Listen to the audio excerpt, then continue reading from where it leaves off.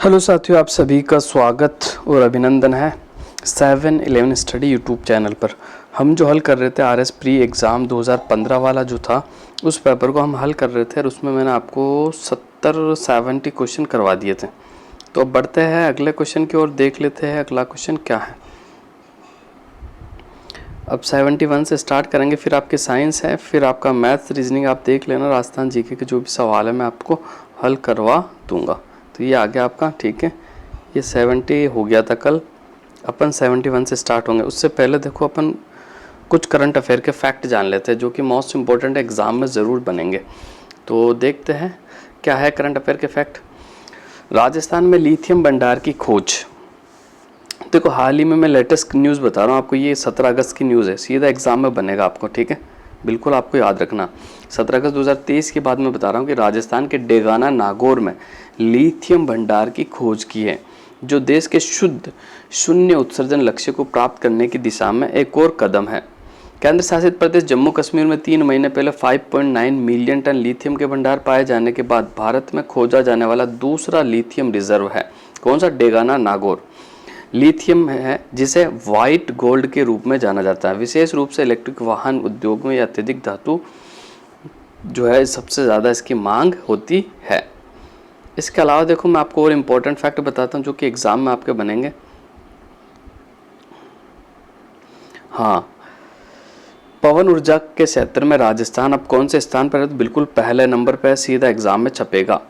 वर्ष 2022-23 में देश में सर्वाधिक पवन ऊर्जा परियोजना स्थापित कर पवन ऊर्जा के क्षेत्र में राजस्थान दूसरे राज्यों से आगे निकल चुका है। वर्ष 2022-23 में प्रदेश में 867 मेगावाट क्षमता की नई पवन ऊर्जा परियोजना स्थापित की गई। बिल्कुल एग्जाम में बनेगा, कितनी? 867 मेगावाट की नई पवन ऊर्जा की स्थापना की गई, जो कि अन्य राज्यों की अपेक्षा सर्वाधिक है। 2022 में प्रदेश में कुल कितनी पवन ऊर्जा की क्षमता थी? तो आपको याद रखना 4337 मेगावाट, 4337 मेगावाट, जो कि अब मार्च 2023 तक बढ़कर कितनी होगी? ये सवाल सीधा बनेगा, 5207 मेगावाट होगी। सीधा सवाल ये पूछेगा कि मार्च 2023 तक पवन ऊर्जा की कितनी क्षमता है, तो आपको बताना 5204 सॉरी 7 नहीं है ना, 5204 मेगावाट होगी। कितनी? 5204 मेगावाट आपकी पवन ऊर्जा की क्षमता होगी राजस्थान में। कब तक? मार्च 2023 तक। इसके अलावा देखो एक अपने अभी हाल ही के अंदर एक जनाधार ई वॉलेट चर्चा के अंदर है। कौन सा? जनाधार ई वॉलेट। सवाल बन सकता है, मोस्ट इंपॉर्टेंट है जनाधार ई वॉलेट।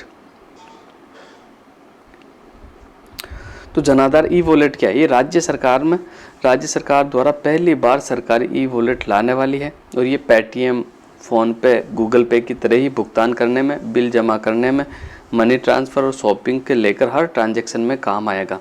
सरकार ने 4.5 करोड़ रुपए के खर्च कर इसे तैयार किया और इसे ट्रायल भी इसका पूर्ण हो चुका। और ये ऐप जो है अब कैसे काम करेगा? जैसे फ़ोन पे काम करता है, पेटीएम काम करता है, उसी तरह आपका जनाधार ई वॉलेट काम करेगा।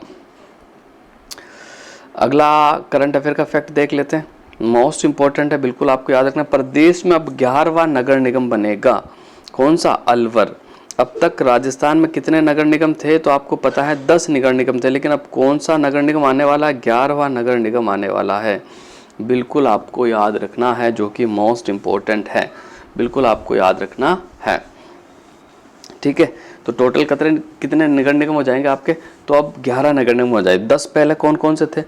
2 आपके कोटा के थे, ठीक है, 2 ये आपके जोधपुर के थे, 2 ये आपके जयपुर के थे, तो 6 तो ये हो गया आपके, ठीक है, क्लियर। 2 कोटा, 2 जोधपुर और 2 जयपुर। उसमें से एक आपका भरतपुर, एक आपका उदयपुर, एक आपका अजमेर और एक आपका बीकानेर, ठीक है। ये 10 थे और 11वां कौन सा बनने वाला था आपका? 11वां जो नगर निगम बनने वाला आपका अलवर बनने वाला है। मोस्ट इंपॉर्टेंट सवाल सीधा एग्जाम्स के अंदर बनेगा। तो अगले करंट अफेयर के फैक्ट की अगर मैं बात करता हूँ, देश में न्यूनतम आय गारंटी लाने वाला पहला राज्य बना राजस्थान, सीधा एग्जाम में बनेगा। वे न्यूनतम आय गारंटी लाने वाला राजस्थान देश का कौन सा राज्य है? तो पहला राज्य है।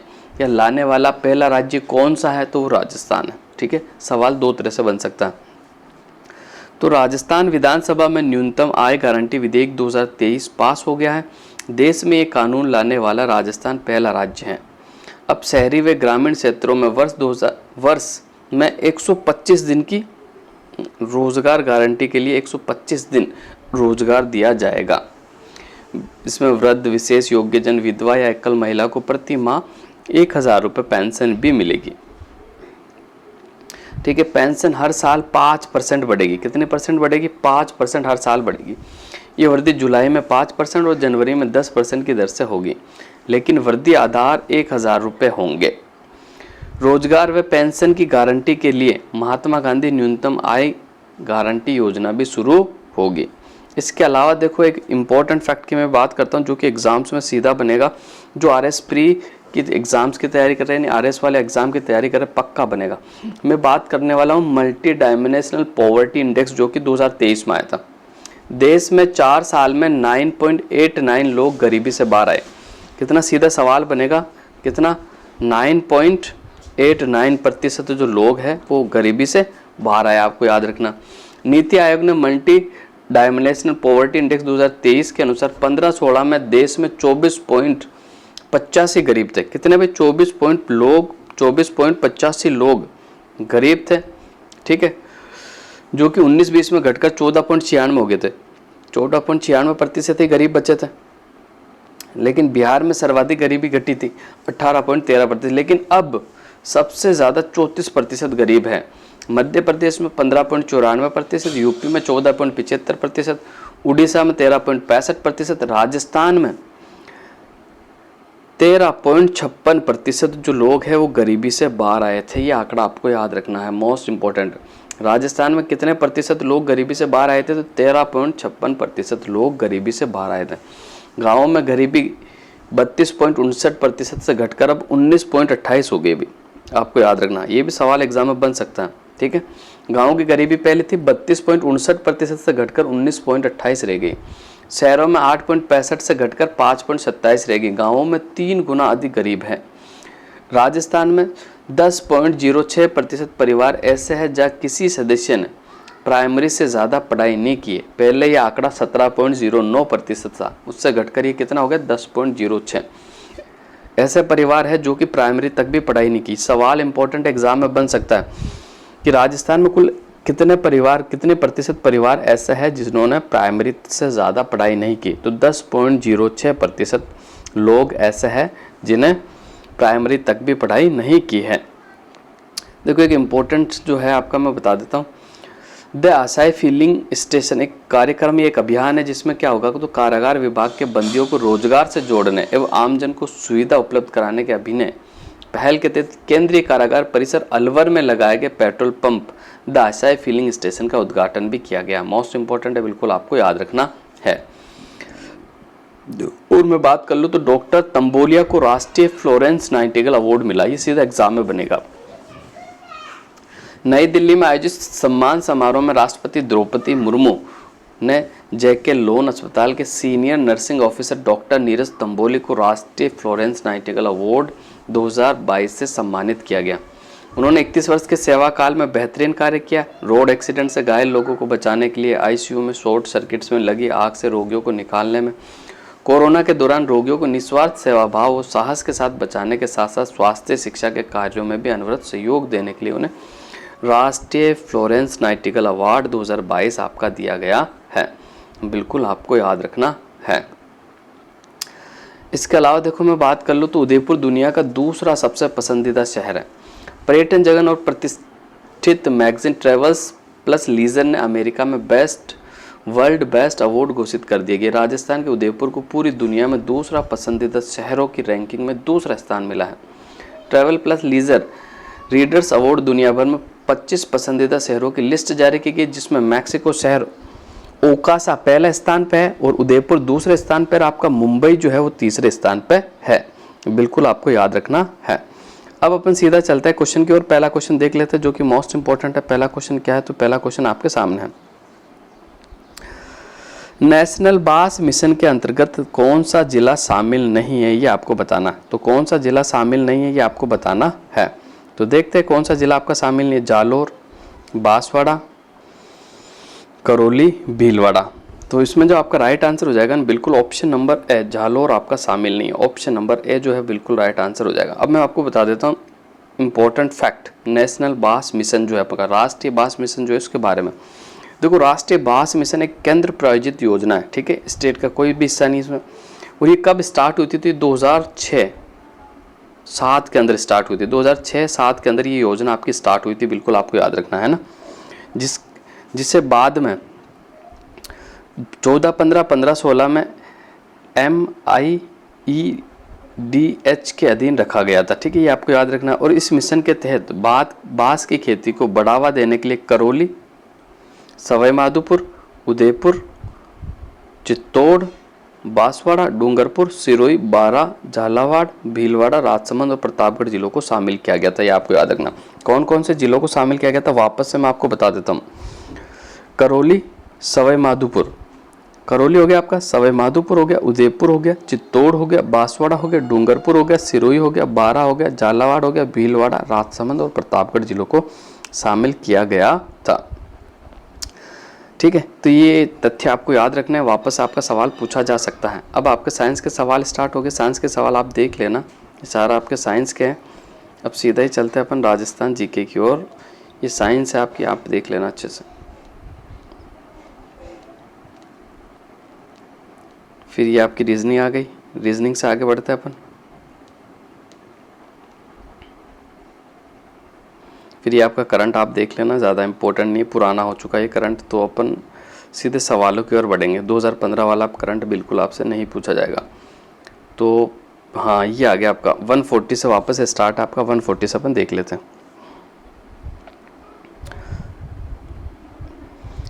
विश्व जनसंख्या दिवस 2015 की निम्न में से कौन सी एक विषय वस्तु है, ये आपको बतानी है कि कौन सी एक विषय वस्तु है, तो आपको बताना है।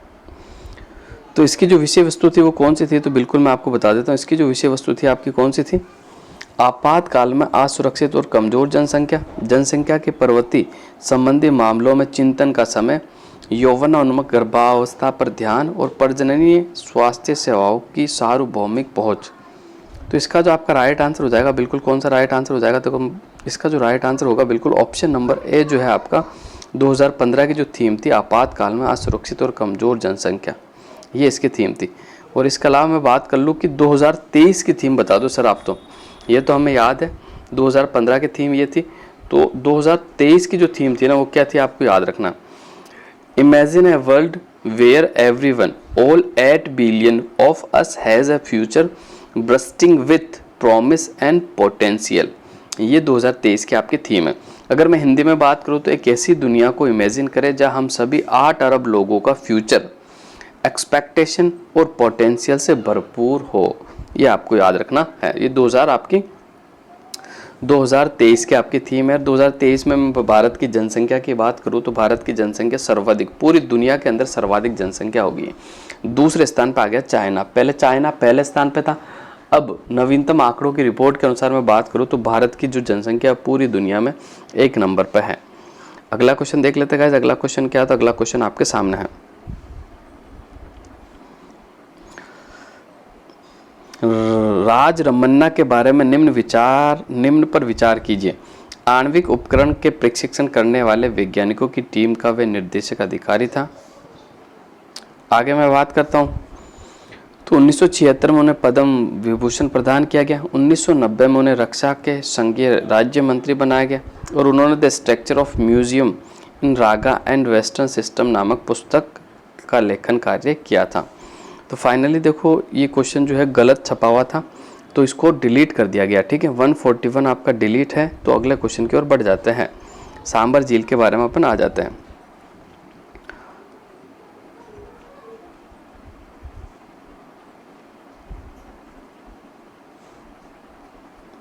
सांबर झील निम्न में से किस देवी का मंदिर स्थित है, ये आपको बताना है। शीला देवी, भुवन देवी, शाकंभरी देवी और कुंजल माता। तो इसमें जो आपका राइट आंसर हो जाएगा ना, ऑप्शन नंबर 3 बिल्कुल आपका राइट आंसर हो जाएगा। ऑप्शन नंबर 3 जो है आपका बिल्कुल राइट आंसर हो जाएगा। कौन सी माता का मंदिर है, तो शाकंभरी माता का मंदिर है। ऑप्शन नंबर 3 जो आपका बिल्कुल राइट आंसर हो जाएगा। देखो मैं बात कर लूँ राजस्थान में खारे पानी की झीलें, तैतीस सागर का अवशेष है। किसका? इसके 33 सागर का आपका अवशेष है। और रेगिस्तान में खारे पानी के छोटे खड्डे या अस्थायी झीलें, रन या टोट सर्वाधिक कहाँ है? जैसलमेर में। बड़ी झीलें प्लाया कहलाती है जो कि राजस्थान में सर्वाधिक है, जबकि तटीय प्रदेशों में कयाल या लंगून कहलाती है। क्या कहलाती है? कयाल या लंगून, जो कि केरल में सर्वाधिक है। राजस्थान में सबसे बड़ी क्षेत्रफल की दृष्टि से खारे पानी की जो झील है वो सांबर है आपकी। कौन सी है? सांबर।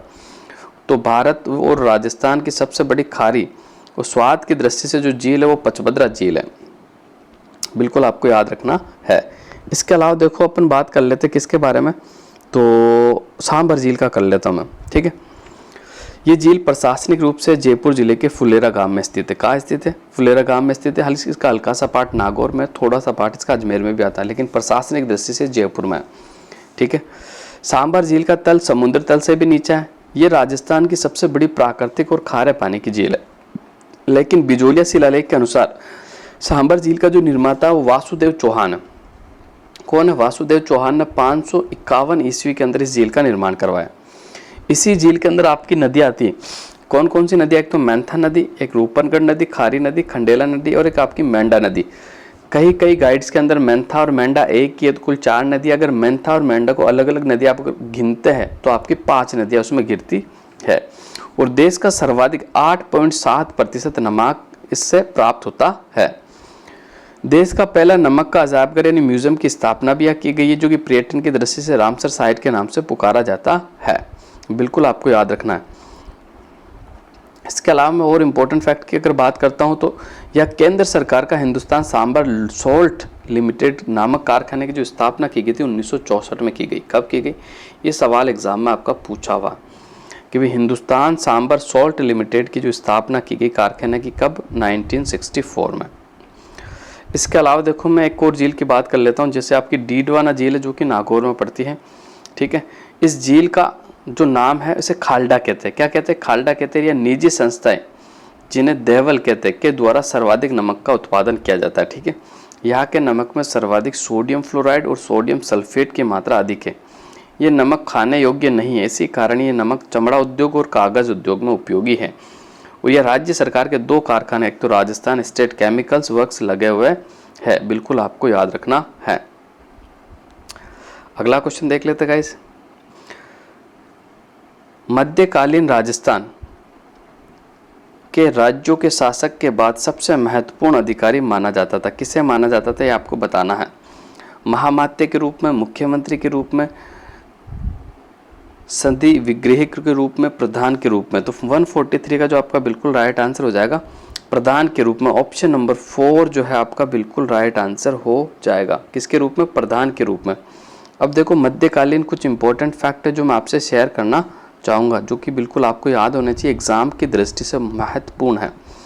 तो अपन शुरू करते हैं। सबसे पहले जो मैं स्टार्ट करना चाहूँगा, आपने एक नाम सुना होगा मंसूर। क्या? मंसूर।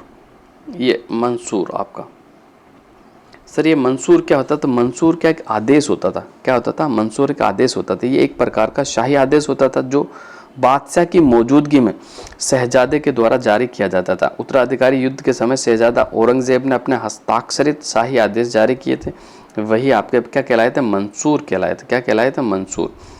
इसके अलावा मैं और फैक्ट की बात करता हूँ तो देखो, एक होता अड़सठ्या। ये अड़सठ्या क्या है तो मैं बता देता हूँ। ये अड़सठ्या जो है ना, ये एग्जाम में बना हुआ भी आपका RSS में बोर्ड द्वारा पूछा गया है, RPSC भी से पूछ सकती है। मोस्ट इंपॉर्टेंट अड़सठ्या क्या होता है? तो अड़सठ्या का जो संबंध है वो जयपुर राज्य से है। अड़सठ्या जयपुर राज्य की भूमि संबंधी जो रिकॉर्ड होते थे, जो तोजी वर्गों के रूप में है, जिसमें जयपुर राज्य के प्रगनों में जिसमें मौजे थे, उनकी भूमि पैदावार आदि का वर्णन मिलता था, ठीक है। बिल्कुल आपको याद रखना है। इसके अलावा शायर दरोगा क्या होता था मध्यकाल के अंदर? तो चुंगी कर वसूलने वाले जो अधिकारी होते थे ना, उनको कहा जाता था शायर दरोगा। क्या कहा जाता था? शायर दरोगा। शायर दरोगा प्रगने में चुंगी कर वसूल करने वाले अधिकारी होते थे, जिनकी नियुक्ति राज्य करता था। इसकी सहायता के लिए अमीन होते थे। कौन होते थे? अमीन। बिल्कुल आपको याद रखना, मोस्ट इंपॉर्टेंट फैक्ट है। आगे बढ़ते हैं। मुस्तरका क्या है? मुस्तरका एक भूमि का प्रकार होता था। जैसे मारवाड़ राज्य में कुछ गांव ऐसे थे जिनकी आय जागीरदार और राज्य में बटी हुई थी, ऐसी भूमि को क्या कहा जाता था? तो मुस्तरका कहा जाता था। क्या कहा जाता? मुस्तरका। बिल्कुल आपको याद रखना, क्या कहा जाता था? मुस्तरका। मुश्तरका क्या होता है वापस से बता दूं, मारवाड़ राज्य में कुछ गांव ऐसे थे जिनकी आय जागीरदार और राज्य में बटी हुई थी। ऐसी भूमि को क्या कहा जाता था, मुश्तरका कहा जाता था। अब देखो मैं आपको मोस्ट इंपॉर्टेंट फैक्ट बताता हूँ। मध्यकाल से आपका एक सवाल पक्का बनता, हर सवाल मतलब एक सवाल आपके आरएस में बनता ही है। तो मध्यकाल में किस रियासत के जो प्रधानमंत्री को मुसाहिब कहा जाता था, जयपुर के जो प्रधानमंत्री होते थे ना उन्हें मुसाहिब के नाम से जाना जाता था। ठीक है, कहा कि जयपुर के जो प्रधानमंत्री होते थे उन्हें मुसाहिब कहा जाता, जबकि कोटा और बूंदी के जो प्रधानमंत्री होते थे दीवान कहलाते थे। क्या कहलाते थे, दीवान। मेवाड़, मारवाड़ और जैसलमेर में प्रधान कहा जाता था और बीकानेर में मुख्तियार कहा जाता था। क्या कहा जाता था, मुख्तियार। बिल्कुल आपको याद रखना, मुख्तियार। ठीक है, और मैं बात कर लूँ तो मध्यकालीन राजस्थान राज्यों में शासक के बाद सबसे महत्वपूर्ण अधिकारी के रूप में प्रधान को जाना जाता था, जैसा कि आपका सवाल आया। इसका कार्य सैनिक और न्याय संबंधी कार्यों में उनकी सहायता करना था। मारवाड़ और अन्य राज्यों में भूमि अनुदानों पर प्रधान के हस्ताक्षर होना आवश्यक था। ये परिवर्तन मुगलों के आगमन से और उनके साथ संधि होने या उनके दरबार के संपर्क में आने से हुए थे। बिल्कुल आपको याद रखना है। मध्यकालीन प्रशासन में मौजे से क्या तात्पर्य होते थे, तो मध्यकालीन प्रशासन के अंदर जो मौजे होते थे ना वो गांव कहलाते थे। मौजे किसे कहते थे, गांवों को मौजे कहा जाता था पहले। मध्यकालीन प्रशासन में गांव प्रशासनिक रूप से मौजे कहलाते थे और मौजे दो प्रकार के होते थे, असली पहले के और दाखिली। जो नए बसे मौजे यानी नए जो गांव बसे उन्हें दाखिली मौजे कहा जाते थे और असली जो होते थे वो पहले से बसे हुए मौजे कहलाते थे आपके। इसके अलावा गांव शासन के हिस्से सबसे छोटी इकाई भी थी। गांव को स्थानीय व्यवस्था के लिए ग्राम पंचायत, मोदी जी के गांव का मुखिया और गांव के सयाने व्यक्ति रहते थे। ग्राम पंचायत और जाति पंचायतों के निर्णय राज्य के द्वारा माननीय होते थे। बिल्कुल आपको याद रखना है।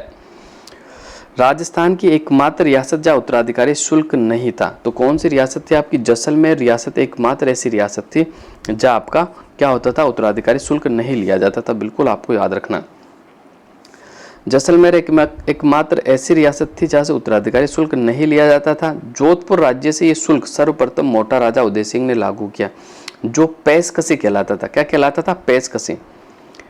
दीपू और जयपुर राज्य द्वारा नजराना वसूल किए जाने लगा और सामंत और जागीरदार की मृत्यु के बाद उक्त जागीर में नए उत्तराधिकारी में ये कर वसूल किया जाता था। जैसे उत्तराधिकारी शुल्क का एक प्रकार ही उक्त जागीर के पट्टे का नवीनीकरण करना था। जागीरदार की मृत्यु की सूचना पाते ही राजा अपने दीवानी अधिकारी को कुछ कर्मचारी के साथ उस जागीर भेजता था। यदि उत्तराधिकारी शुल्क जमा नहीं कराया जाता तो जागृत जब्त करने के निर्देश भी दिए जाते थे, जो कि मोस्ट इंपॉर्टेंट आपको याद रखना है। एक मैं आपको बता दूं, याददाश्त। याददाश्त क्या, तो याददाश्त है ना पट्टे को कहा जाता था। मध्यकालीन प्रशासनिक व्यवस्था में भू राजस्व प्रशासन के तहत ये पट्टे की एक किस्म होती थी जिसे याददाश्त कहा जाता था, जिसमें शासक द्वारा जागीरदार को जागीर स्वीकृत की जाती थी।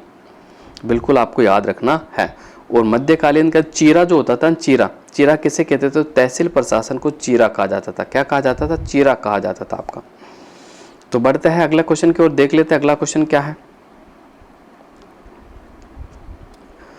25 मार्च 1948 को गठित संयुक्त राजस्थान का मुख्यमंत्री बनाया गया था। किसे मुख्यमंत्री बनाया गया था आपको बताना है। तो 25 मार्च को गठित जो संयुक्त राजस्थान का मुख्यमंत्री बनाया गया था वो किसे बनाया गया था, तो 144 का जो बिल्कुल आपका राइट आंसर हो जाएगा। बिल्कुल प्रधानमंत्री तो गोकुल लाल असावा को बनाया गया था। किसको, गोकुल लाल असावा को। लेकिन ये सवाल आपका डिलीट है, क्यों, या नाम तो आपका दिया हुआ संयुक्त राजस्थान और गठन पूछ रहा है दूसरे चरण का। दूसरे चरण में तो आपका पूर्व राजस्थान बना था, तीसरे चरण में आपका संयुक्त राजस्थान बना था। तो दूसरे चरण के तो जो मुख्यमंत्री थे ना वो गोकुल लाल असावा थे, जबकि तीसरे चरण के जो प्रधानमंत्री थे वो कौन थे, तो माणिक्यलाल वर्मा थे। तो ये क्वेश्चन भी आपका डिलीट है, लेकिन फिर भी अपन थोड़ी सी इस पर चर्चा कर लेते हैं। देखो, राजस्थान के एकीकरण की मैं बात करूँ तो श्रेय सरदार वल्लभ भाई पटेल को दिया जाता है और राजस्थान का एकीकरण 7 चरणों में पूर्ण हुआ था। एकीकरण का प्रथम चरण आपका 18 मार्च 1948 से शुरू होकर 1 नवंबर 1956 को पूर्ण हुआ था। कुल कितना समय लगा था आपको याद रखना, 8 साल 7 माह और 14 दिन लगे थे। कितने, 8 साल 7 माह और 14 दिन, जो कि राजस्थान के एकीकरण में पूर्ण होने में लगा था। आज़ादी के समय राजस्थान के 19 रियासतों के 3 ठिकाने और 1 केंद्र शासित प्रदेश अजमेर मेरवाड़ा था। बिल्कुल आपको याद रखना। ठिकाने कौन कौन से थे, एक तो लावा, एक कुशलगढ़, एक निमराना था। बिल्कुल आपको याद रखना। एकीकरण की प्रक्रिया में शामिल होने वाली सबसे पहली रियासत आपकी अलवर थी। कौन सी थी भाई? सबसे पहली रियासत आपकी अलवर। बिल्कुल सवाल पूछा जा सकता है कि एकीकरण की प्रक्रिया में शामिल होने वाली पहली रियासत कौन सी थी? अलवर। और सबसे अंतिम रियासत सिरोही और अजमेर मेरवाड़ा के जो क्षेत्र हैं, ये दोनों ही जो रियासतें थी, अजमेर मेरवाड़ा तो आपका उस समय केंद्र शासित था और सिरोही आपकी एक रियासत थी। राजस्थान में सबसे पुरानी रियासत आपकी मेवाड़ थी, सबसे नई रियासत आपकी झालावाड़ थी। जबकि क्षेत्रफल की दृष्टि से सबसे बड़ी रियासत जोधपुर थी और सबसे छोटी रियासत शाहपुरा थी। जबकि राजस्थान की एकमात्र मुस्लिम रियासत जो थी वो टोंक थी। कौन सी थी? टोंक थी। अब अपन बात कर लेते हैं प्रथम चरण की। ठीक है, प्रथम चरण का जो गठन हुआ था 18 मार्च 1948 को हुआ था। कब हुआ था? 18 मार्च 1948 को। क्या नाम रखा गया था? नाम जो इसका रखा गया था, क्या नाम रखा गया था इसका? बिल्कुल आपको याद रखना, इसका जो नाम रखा गया था, क्या नाम रखा गया था? मत्स्य संघ इसका नाम दिया था। ठीक है, और इसमें 4 रियासतें, एक आपका ठिकाना शामिल था। अलवर, भरतपुर, धौलपुर, करौली, निमराना ठिकाने को इसमें शामिल किया गया था, जो कि आपको याद रखना है। तो प्रथम मैंने बता दिया। तो राजधानी किसे बनाया था? अलवर को। उद्घाटनकर्ता प्रथम चरण के कौन थे? एनवी गाडगिल। प्रधानमंत्री किसे बनाया गया? शोभाराम कुमावत को। जबकि शोभाराम कुमावत का जो संबंध है वो अलवर रियासत से था आपका। और राज प्रमुख जो बनाया था आपका उदयभान सिंह को बनाया था। इनका संबंध धौलपुर जिले से था। और नामकरण किनकी सलाह पे दिया गया था? ये के.एम. मुंशी की सलाह पर आपका दिया गया था, आपको बिल्कुल याद रखना है। अब मैं दूसरे चरण की बात कर लेता हूं। तो देखो, दूसरा चरण आपका राजस्थान एकीकरण का दूसरा चरण हुआ था 25 मार्च 1948 को। कब? 25 मार्च 1948 को। बिल्कुल आपको याद रखना, मोस्ट इंपॉर्टेंट फैक्ट है। सम्मिलित रियासतें कौन कौन सी थी? तो मैं आपको बता दूं, टोंक, बूंदी, कोटा, झालावाड़, शाहपुरा, प्रतापगढ़, डूंगरपुर, बांसवाड़ा, ठीक है, और किशनगढ़, ये जो थे आपके ये रियासतें थी। इसमें ठिकाना भी था कौन सा? कुशलगढ़ ठिकाना भी आपका शामिल था। ठीक है, बिल्कुल आपको याद रखना। उद्घाटनकर्ता कौन थे? तो एनवी गाडगिल थे। प्रधानमंत्री किसे बनाया गया? गोकुल लाल असावा को बनाया गया, जिनका संबंध शाहपुरा से था। और राज प्रमुख जो बनाया गया था वो भीम सिंह को बनाया गया था। किसे बनाएगा? भीम सिंह, जो कि कोटा के थे। कहाँ के थे? बिल्कुल कोटा के थे। बिल्कुल आपको याद रखना है। अब मैं अगले चरण की बात कर लेता हूँ। तो देखो, दूसरे चरण में जो उपराज प्रमुख जिसे बनाया गया था वो बहादुर सिंह बूंदी को बनाया गया था। किसे? बहादुर सिंह बूंदी को। तीसरे चरण की मैं बात करता हूँ। आपका तीसरा चरण कब हुआ था? तो 18 अप्रैल 1948 के अंदर आपका तीसरा चरण हुआ था। बिल्कुल आपको याद रखना। ठीक है, देखो 1948 में राजस्थान के एकीकरण के 3 चरण हो गए, पहला, दूसरा और तीसरा चरण। बिल्कुल आपको याद रखना। ठीक है, तो तीसरा चरण जिसका नाम क्या था? तो संयुक्त राजस्थान नाम था। क्या नाम था? संयुक्त राजस्थान। ठीक है, और सम्मिलित रियासत कौन सी थी? तीसरे चरण में आपकी सबसे बड़ी रियासत राजस्थान यानी उदयपुर या मेवाड़ आपका शामिल हुआ था। ठीक है, तीसरी रियासत उदयपुर को शामिल किया गया। उद्घाटनकर्ता कौन थे? पंडित जवाहरलाल नेहरू। प्रधानमंत्री किसे बनाया गया? माणिक्यलाल वर्मा को। राज प्रमुख आपके भोपाल सिंह और उपराज प्रमुख आपके भीम सिंह थे। कौन थे भाई? भीम सिंह आपके उपराज प्रमुख थे। अब मैं बात कर लेता हूँ सबसे इंपॉर्टेंट चरण, चौथा चरण। चौथा चरण जिसका नाम आपको क्या रखा गया? तो चौथा चरण हुआ था 30 मार्च 1949। इसका जो नाम था वो वृहत राजस्थान था। क्या था भाई? वृहत राजस्थान। बिल्कुल आपको याद रखना। ठीक है, और इसमें जो शामिल रियासत थी संयुक्त राजस्थान में जयपुर, जोधपुर, जैसलमेर और बीकानेर रियासतों को शामिल कर लिया गया था, है ना। तो 4 बड़ी बड़ी रियासत जयपुर, जोधपुर, जैसलमेर, बीकानेर, 4 बड़ी रियासतें शामिल हुई थी। राजधानी जयपुर को बनाया गया। उद्घाटनकर्ता सरदार वल्लभ भाई पटेल थे। प्रधानमंत्री हीरालाल शास्त्री थे। महाराज प्रमुख भोपाल सिंह थे। राज प्रमुख मानसिंह द्वितीय को बनाया गया, जबकि उपराज प्रमुख भीम सिंह कोटा थे। अब मैं 5वें चरण की बात कर लेता हूं, जो कि मोस्ट इंपॉर्टेंट है, बिल्कुल आपको याद रखना। 5वें चरण का जो आपका नाम था ना वो संयुक्त वृहत राजस्थान था। और ये कब हुआ था 5वां चरण? तो 15 मई 1949 को हुआ था। ठीक है, 15 मई 1949 को। बिल्कुल आपको याद रखना। सम्मिलित रियासत ठिकाने यानी वृहत राजस्थान के अंदर आपको मत्स्य संघ शामिल कर लिया गया था। ये सवाल कई बार एग्जाम में पूछा गया कि मत्स्य संघ को कब शामिल किया गया था। तो मत्स्य संघ को जो शामिल किया गया था ना वो 15 मई 1949 को शामिल किया गया था। जबकि गठन कब हुआ था? गठन जो हुआ था आपका मत्स्य संघ का कब हुआ था? 18 मार्च 1948 को हुआ था। लेकिन जब 5वें चरण में संयुक्त वृहत राजस्थान में आपका मत्स्य संघ का विलय कर दिया गया था। राजधानी आपकी जयपुर थी, बिल्कुल आपको याद रखना। और मुख्यमंत्री, प्रथम मुख्यमंत्री बने थे मनोनीत मुख्यमंत्री, वो हीरालाल शास्त्री थे। राज प्रमुख आपके मानसिंह द्वितीय को बनाया गया। ठीक है। और छठे चरण की मैं बात कर लेता हूँ तो आपका छठा चरण का जो नाम था वो राजस्थान संघ था। ये कब हुआ था आपका छठा चरण? तो 26 जनवरी 1950 को। कब? 26 जनवरी 1950 को हुआ था, बिल्कुल आपको याद रखना। और इसमें कौन कौन सी रियासतें शामिल हुई? तो संयुक्त वृहत राजस्थान है, सिरोही राजस्थान में शामिल कर लिया गया था। और आज ही के दिन इस भौगोलिक क्षेत्र का आधिकारिक यानी राजस्थान नाम मिला था, यानी छठे चरण के अंदर आधिकारिक रूप से राजस्थान नाम दिया गया। राजधानी जयपुर, मुख्यमंत्री आपके हीरालाल शास्त्री, राज प्रमुख आपके मानसिंह तृतीय थे, ठीक है। और अंतिम चरण की बात कर लेता हूं तो अंतिम चरण हुआ था आपका 1 नवंबर 1956 को। सातवां चरण जो हुआ था 1 नवंबर 1956 को, तिथि 1 नवंबर 1956। और इसमें अजमेर, मेरवाड़ा, आबू देलवाड़ा मध्य प्रदेश के मंदसौर जिले का और सुनेल टप्पा गांव राजस्थान में शामिल कर लिया गया, जबकि सरोज उपखंड को मध्य प्रदेश में मिला दिया गया। राजधानी जयपुर थी। मुख्यमंत्री कौन थे? तो मोहनलाल सुखाड़िया मुख्यमंत्री थे। कौन थे भाई? मोहनलाल सुखाड़िया आपके मुख्यमंत्री थे। और प्रथम राज्यपाल बने थे गुरुमुख निहाल सिंह। कौन बने थे? गुरुमुख निहाल सिंह। ये जो इनकी नियुक्ति की गई थी, गुरुमुख निहाल सिंह की जो नियुक्ति की गई थी, आपको याद रखना 1 नवंबर 1956 नहीं होगा, 25 अक्टूबर। पिछले RS प्री में ये सवाल पूछा गया था। कब नियुक्ति की? 25 अक्टूबर 1956 को की गई थी, बिल्कुल आपको याद रखना है। तो अब बढ़ जाता है अगला क्वेश्चन की ओर। गाइस अगला क्वेश्चन देख लेते हैं। अगला क्वेश्चन क्या है? तो अगला क्वेश्चन आपके सामने है। स्थान जो अपना मृदा शिल्प के लिए विख्यात है, तो आपका मोलेला जो है बिल्कुल मृदा शिल्प के लिए विख्यात है। मोलेला, ये मोलेला पड़ता कहाँ? तो ये मोलेला आपका जो पड़ता है ये आपका राजसमंद में पड़ता है। कहाँ पड़ता है? राजसमंद के अंदर पड़ता है। देखो यहाँ से सवाल आपका पक्का बनेगा। अभी हाल ही में मोहनलाल कुमार की डेथ हुई थी, ठीक है, जो कि मृदा शिल्प के बहुत प्रसिद्ध कलाकार भी थे। और उनको सवाल ये पूछा जाए कि उनको पद्म श्री पुरस्कार कब दिया गया था? तो आपको बिल्कुल याद रखना 2012 के अंदर मोहनलाल कुमार को मृदा शिल्प के लिए आपका पद्म श्री नागरिक दिया गया था। जबकि मैं 2003 की बात करूँ तो उन्हें शिल्प गुरु की उपाधि दी गई थी। शिल्प गुरु की, कौन सी? शिल्प गुरु की उपाधि आपको दी गई थी। और उनका जन्म जो हुआ था ना वो 1939 में राजस्थान के राजसमंद जिले के नाथद्वारा में हुआ था, बिल्कुल आपको याद रखना है। और इनका जो निधन हुआ था ना 7 जुलाई को, अभी लेटेस्ट है ना, 7 जुलाई 2023 को इनका निधन हुआ था, बिल्कुल आपको याद रखना। सीधा सवाल एग्जाम में बनेगा इनसे रिलेटेड। अगला क्वेश्चन देख लेते गाइस। अगला क्वेश्चन आपका सुमेलित करने का, एक तरफ आपको पुस्तकें दी हुई, एक तरफ आपको लेखक दिए हुए। तो देखो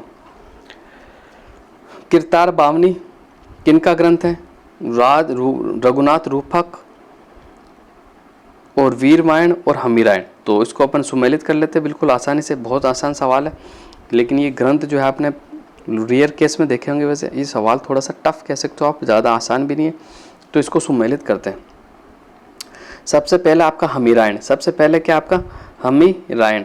हमीरायण जो लिखा था, किसने लिखा था? तो हमीरायण भांडव व्यास के द्वारा लिखा गया था, ठीक है। और वीरमायण की बात करूँ तो बादर डाडी के द्वारा लिखा गया था, ठीक है, आपको बिल्कुल याद रखना। और रघुनाथ रूपक की बात करो तो मंछराम सवेग के द्वारा लिखा गया था। जबकि किरतार बावनी आपका दुर्सा आडा के द्वारा लिखा गया था। वापस से बताता हूँ, हमीरायण के जो लेखक है वो भांडाऊ व्यास है, वीरमायण के जो आपके लेखक है बादर डाडी है, और रघुनाथ रूपक के जो है आपके मंछराम सवेग, किरतार बावनी दुर्सा आडा के द्वारा आपका लिखा गया है। अब देखो कुछ इंपॉर्टेंट ग्रंथ के बारे में मैं आपसे साझा करता हूँ जो कि मोस्ट इंपॉर्टेंट है एग्जाम के लिए, बिल्कुल आपको याद रखना। देखो सबसे पहले मैं बात करना चाहूँगा कि राजस्थान का सबसे पहला समाचार पत्र कौन सा है? तो राजस्थान का सबसे पहला समाचार पत्र आपका मजहरूल सरूर, ठीक है, 1849 के अंदर प्रकाशित हुआ था। ये भरतपुर से निकलता था। यही सवाल आपका RS प्री 2021 में पूछा गया है। इसके अलावा जग हितकारक जो समाचार पत्र का संबंध है वो जयपुर से है, बिल्कुल आपको याद रखना। उदयपुर गजट और सज्जन कीर्ति सुधारक, इनका संबंध भी उदयपुर से है। और देश हितैषी का प्रकाशन जो होता था आपका अजमेर से होता था। कहाँ से होता था? अजमेर से होता था। इसके अलावा मैं बात कर लूँ तो देखो आपका एक अखबार है, कौन सा? 1885 ईस्वी में अजमेर में मौलवी मुराद अली द्वारा प्रकाशित द्विभाषी अखबार राजपुताना गजट। सवाल एग्जाम में कई बार पूछा गया, आपको याद रखना, राजपुताना गजट। राजपुताना गजट जो कि किनके द्वारा लिखा गया था? मौलवी मुराद अली इनके संपादक थे। 1885 में अजमेर से ये अखबार प्रकाशित होता था। इसके अलावा मैं बात कर लूँ तो एक आपका प्रताप जो कि बिजोलिया किसान आंदोलन को पूरे देश भर में फैलाया था। कानपुर से श्री गणेश शंकर विद्यार्थी के संपादन में प्रकाशित होने वाला साप्ताहिक पत्र है। इसके द्वारा बिजोलिया किसान आंदोलन को संपूर्ण भारत में चर्चा का विषय बना दिया था। बिल्कुल आपको याद रखना। इसके अलावा मैं बात कर लेता हूँ, देखो राजस्थान समाचार। राजस्थान समाचार, तो राजस्थान समाचार 1889 ईस्वी में अजमेर में श्री मुंशी समृद्धान के संपादन में प्रकाशित होने वाला प्रथम समाचार पत्र आपका था। बिल्कुल आपको याद रखना है, जो कि आपके लिए मोस्ट इम्पोर्टेंट है। इसके अलावा अपना जो सवाल था वो प्रमुख लेखकों का था, तो प्रमुख ग्रंथ और लेखक की मैं बात कर लेता हूँ जो कि इम्पोर्टेंट है, एग्जाम की दृष्टि से एग्जाम में वापस से पूछे जाएंगे, तो मैं आपको बता देता हूँ। देखो, एक आपका ग्रंथ है कानड़ दे प्रबंध, बार बार एग्जाम में पूछा गया, आपको याद रखना। कानड़ दे प्रबंध है ना, कानड़ दे प्रबंध के जो रचनाकार है वो कौन है, तो पद्मनाभ है। और इसके अंदर क्या है, तो जालोर के चौहान शासक और कानड़ दे वे अलाउद्दीन खिलजी के मध्य 1311 के युद्ध के जो उसका है उसमें प्रकाश डालता है, यानी 1311 में जो युद्ध हुआ था उसके बारे में जानकारी मिलती है। एक आपका है पृथ्वीराज रासो। पृथ्वीराज रासो के जो लेखक है वो चंद्रप्रदायी है। इसे हिंदी का पहला महाकाव्य माना जाता है। इस ग्रंथ में राजपूतों की उत्पत्ति आबू के अग्नि कुंड से बताई गई है। इसमें पृथ्वीराज चौहान के शासनकाल और तराइन के युद्ध 1191-92 की जानकारी आपको मिलती है। पृथ्वीराज विजय की बात कर लो तो इसके जो लेखक है जयनायक है। कौन है भाई, जयनायक है। और चौहान के इतिहास व अजमेर के विकास पर प्रकाश डालता है। इसके अलावा वीर सत्स्य ये नातू सिंह मेहरारिया के द्वारा लिखा गया, मही आर्या के द्वारा लिखा गया आपका, ठीक है। इसके अलावा मैं और ग्रंथों की अगर बात करता हूँ तो देखो इंपॉर्टेंट ग्रंथ जो कि एग्जाम में बनेंगे, एक आपका पद्मावत। पद्मावत के जो रचयिता मलिक मोहम्मद जायसी है। इस काव्य ग्रंथ में अलाउद्दीन खिलजी और चित्तौड़ आक्रमण 1303 में हुआ था, उसकी जानकारी आपको मिलती है। एक आपका राव जेतसिर चंद, ये बिट्टू सूजा के द्वारा लिखा गया था, ठीक है। और ये ग्रंथ जो है बीकानेर के शासक बीका लूणकरण और जेतसिंह के शासनकाल की जानकारी आपको देता है। एक आपका पाप्पू प्रकाश ग्रंथ, इसके जो रचनाकार कौन है, तो आसिया मोड़जी है। कौन है, आसिया मोड़जी। ये ग्रंथ पापू जी के जीवन व्रत पर प्रकाश डालता है। इसके अलावा एक आपका अमरसार। अमरसार के जो लेखक है वो पंडित जीवाधर है। कौन है भी, पंडित जीवाधर। महाराणा प्रताप और अमर सिंह के शासन के ऊपर प्रकाश डालता है। इसके अलावा मैं और इम्पोर्टेंट फैक्ट की बात कर लेता हूँ जो कि एग्जाम की दृष्टि से इम्पोर्टेंट। एक आपका सेनानी, बार बार एग्जाम में पूछा गया। सेनानी कौन सा ग्रंथ है, सेनानी है, मोस्ट इंपॉर्टेंट है सेनानी, बार बार एग्जाम में पूछा गया सेनानी। सेनानी की जो रचयिता कौन है, तो मेघराज मुकुल है। इस कविता में बूंदी के हाड़ा शासक की पुत्री सलह कंवर यानी हाड़ी रानी के बलिदान की गाथा बताई गई है, जिसमें राव चूड़ावत रतन सिंह के द्वारा निशानी मांगने पर हाड़ी रानी ने अपना सिर काटकर निशानी के तौर पर भिजवा दिया था। चूड़ावत मांगे सेनानी, सिर काट दियो हाड़ी रानी, ठीक है, आपको बिल्कुल याद रखना। इसके अलावा एक आपका चंवरी ग्रंथ है, ये भी आपका मेघराज मुकुल का। चंवरी बिल्कुल आपको याद रखना, मेघराज मुकुल का है। बढ़ते हैं, अगला क्वेश्चन देख लेते हैं। अगला क्वेश्चन क्या है, निम्नलिखित में से कौन सा सुशीर वाद्य नहीं है, ये आपको बताना। तो देखो, सुरनई भी आपका सुशीर वाद्य, अलगोजा भी आपका सुशीर वाद्य, नागफणी भी आपका सुशीर वाद्य, कामायचा जो है ना, कामायचा ये आपका सुशीर वाद्य नहीं है। तो सर ये कौन सा वाद्य थी, तत्वाद्य आपका। कौन सा वाद्य है, ये आपका तत्वाद्य है, जो कि आपको बिल्कुल याद रखना। तत्वाद्य यानी तारों से बना हुआ, तारों से जो बजाया जाता है उसे तत्वाद्य कहा जाता है। तो 147 का जो राइट आंसर हो जाए केवल 4। अगला क्वेश्चन देख लेते गाइस। अगला क्वेश्चन क्या है, तो अगला क्वेश्चन बिल्कुल आपके सामने है। एक तरफ जल राशि, एक तरफ जिला, यानी जिले है, एक तरफ आपका जिला। कायलाना जोधपुर में, चांद बावड़ी दौसा में, गढ़सीसर बीकानेर में और गेप सागर डूंगरपुर में। तो ये गढ़सीसर आपका बीकानेर में, गढ़सीसर आपका जैसलमेर के अंदर का है, जैसलमेर में। तो ऑप्शन नंबर 3 जो है आपका बिल्कुल राइट आंसर हो जाएगा, बिल्कुल आपको याद रखना। अब मैं कुछ इंपॉर्टेंट जिला आपसे शेयर करना चाहूँगा। अजमेर के अंदर कौन कौन से जिले, तो आना सागर, फाय सागर, पुष्कर और नारायण सागर, ये अजमेर में पड़ती हैं। अलवर की जिलों की बात करता तो राजसमंद और सीलीसेड। और बांसवाड़ा की बात कर लो तो बजाज सागर बांध और कडाना बांध। इसके अलावा भरतपुर की बात कर लेते हैं तो बंद बारठा बांध, बारेण बांध, शाही बांध, तालाब शाही बांध, ये आपका कहाँ पड़ता है, तो ये जो आपका पड़ता है भरतपुर में पड़ता है। भीलवाड़ा की बात कर लो तो सरेपी बांध, उम्मेद सागर बांध, बखेड़ बांध, जेतपुर बांध और खाड़ी बांध, ये आपका कहाँ पड़ता है, भीलवाड़े के अंदर। बीकानेर की अगर मैं बात करता हूँ तो गजनेर झील, अनूप सागर झील, सुरसागर और कोलायत झील, ये आपकी बीकानेर में पड़ती है। नवलखा झील ये आपकी बूंदी में पड़ती है, कई बार आपका सवाल बना हुआ है। नवलखा झील कहाँ है, आपकी बूंदी के अंदर, ठीक है, बिल्कुल आपको याद रखना है। नवलखा झील का पड़ती आपकी बूंदी के अंदर पड़ती है। इसके अलावा मैं बात कर लूँ तो जयपुर के अंदर आपका गलता, रामगढ़ बांध और छापरवाड़ा बांध जयपुर में पड़ता है। जैसलमेर में धारसी सागर, गढ़सी सागर, अमर सागर और बूझ झील आपकी जैसलमेर में है। और जोधपुर में बीसलपुर बांध आपका टोक के अंदर पड़ता है, बीसलपुर बांध, ठीक है। और जोधपुर में आपकी बाल संबंध झील, प्रताप सागर और उम्मेद सागर झील का पड़ती है आपके जोधपुर में पड़ती है। कोटा की बात कर लो तो जवाहर सागर बांध, कोटा बैराज आपका कोटा के अंदर पड़ता है, रावत वाटा भी आपका कोटा में पड़ता है। तो ये झीलें भी आपको याद रखनी है। देखो शाही बांध तो आपका भरतपुर में है, लेकिन मैंने तालाब शाही आपको भरतपुर में बताया, तो तालाब शाही आपका भरतपुर में नहीं है। तालाब शाही आपका कहाँ पड़ता है, तो तालाब शाही आपका धौलपुर में पड़ता है। कहाँ पड़ता है, तालाब शाही आपका धौलपुर में पड़ता है। बिल्कुल आपको याद रखना है, यहाँ से सवाल आपका बना हुआ है। बढ़ते हैं, अगला क्वेश्चन देख लेते हैं। अगला क्वेश्चन क्या है, तो 149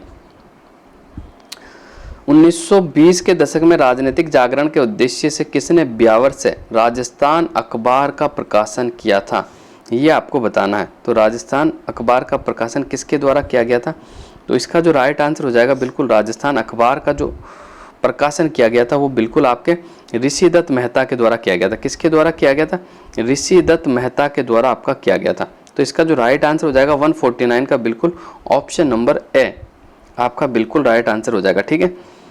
अब देखो राजस्थान अखबार तो आपका है ऋषि दत्त मेहता का, लेकिन राजस्थान समाचार पूछ ले तो ये मुंशी समृद्धान का, बिल्कुल थोड़ा सा अंतर है। राजस्थान समाचार आपका मुंशी समृद्धान का, राजस्थान अखबार आपका ऋषि दत्त मेहता का। किनका है, ऋषि दत्त मेहता का। और त्याग भूमि आपका हरिभाऊ उपाध्याय का। किनका है, हरिभाऊ उपाध्याय का आपका त्याग भूमि आपको बिल्कुल याद रखना है। तो अगले क्वेश्चन की ओर बढ़ जाते हैं। अगला क्वेश्चन और आज का आखिरी सवाल है आपका, देख लेते हैं अपन। निम्नलिखित में से किस शासक के राज्यकाल के दौरान दिल्ली शिवालिक स्तंभ अभिलेख उत्कीर्ण कराया गया था, तो इसका जो आपका राइट आंसर हो जाएगा विग्रहराज चतुर्थ। ऑप्शन नंबर 2 जो है आपका बिल्कुल राइट आंसर हो जाएगा। विग्रहराज चतुर्थ की अगर मैं कुछ बात कर लेता हूं तो देखो बिसल देव इन्हीं को कहा जाता है, और बिसल देव को ही कहा जाता है, कवि बांधव के नाम से जाना जाता था। और ये जयानक, इन्हें जयानक द्वार भी कहा गया है, ठीक है, बिल्कुल आपको याद रखना। विग्रहराज चतुर्थ के काल को ही कला साहित्य की दृष्टि से चौहानों का स्वर्ण काल भी कहा जाता है। बीसल देव ने दिल्ली के तोमर शासक को पराजित कर दिल्ली पर अपना कब्जा कर लिया था। और बीसल देव ने दिल्ली में शिवालिक स्तंभ का निर्माण करवाया, जिसे भगवान विष्णु का अवतार बताया गया है, ठीक है। विग्रहराज चतुर्थ ने संस्कृत भाषा में हरिकेली नाटक की रचना की। इस ग्रंथ में अर्जुन भगवान शिव के मध्य संवाद का वर्णन आपको मिलता है। इसके अलावा मैं बात कर लूँ तो विग्रहराज चतुर्थ का जो कवि था वो सोमदेव था। सोमदेव ने ललित विग्रहराज नामक ग्रंथ लिखा था। इस ग्रंथ में इंद्रपुरी की राजकुमारी देसल देवी और बिसल देव के प्रेम का वर्णन मिलता है। इसके अलावा मैं बात करता हूँ नरपति नाले ने बिसल देव रासो लिखा। इसमें 4 खंड है। प्रथम खंड में बिसल देव राजमती का प्रेम है, द्वितीय खंड में उड़ीसा विजय का वर्णन है, तृतीय खंड में राजमती के विरह का वर्णन है, चौथे खंड में भोज राजा का राजमती को गढ़ ले जाना है और बिसल देव का चित्तौड़गढ़ चले जाना है। इसके अलावा और इम्पोर्टेंट फैक्ट की अगर मैं बात करता हूँ तो विग्रहराज चतुर्थ ने संस्कृत पाठशाला बनवाई थी, जिसका नाम सरस्वती कंठाभरण पाठशाला था। कुतुबुद्दीन ऐबक ने इस पाठशाला की संरचना बदलकर या तोड़कर इसका नाम 2.5 दिन का झोपड़ा रख दिया था। इसने इसकी दीवारों पर फारसी अभिलेख लिखवाए थे। इस संरचना का डिजाइन किसने किया था, तो अबू बकर ने तैयार किया था। ये राजस्थान की प्रथम मस्जिद है, बिल्कुल आपको याद रखना। 2.5 दिन के झोपड़े का जो वास्तुकार कौन है, वो अबू बकर है। इस मस्जिद में 16 खंभे, क्या है भाई, 16 खंभे, इसलिए 16 खंभे वाली मस्जिद कौन सी है, तो आपका 2.5 दिन के झोपड़े को कहा जाता है। जॉन मार्शल ने कहा कि ये 2.5 दिन में बनकर तैयार हुआ है। पर्सी ब्राउन ने कहा कि ये पंजाब शाह का 2.5 दिन का उर्स लगता है, जबकि कर्नल जेम्स टोड ने कहा कि ये राजस्थान की इतनी प्राचीन और सुरक्षित इमारत कहीं नहीं देखी। किर्ल होर्न ने यह कहा था कि विग्रहराज कालिदास और भावभूति की होड़ रखता था, जबकि विग्रहराज ने गजनी शासक खुसरो शाह का भी हराया था और विग्रहराज ने टोक में बिसलपुर नामक कस्बा भी बसाया था और बिसलपुर के शिव मंदिर का निर्माण भी करवाया था। और विग्रहराज ने टोक में बिसलपुर बांध भी बनवाया था, जो कि अभी मोस्ट इंपॉर्टेंट है। बिसलपुर बांध से आपको अजमेर, ठीक है, जयपुर और टोक को पेयजल सुविधाएं उपलब्ध होती है, ठीक है।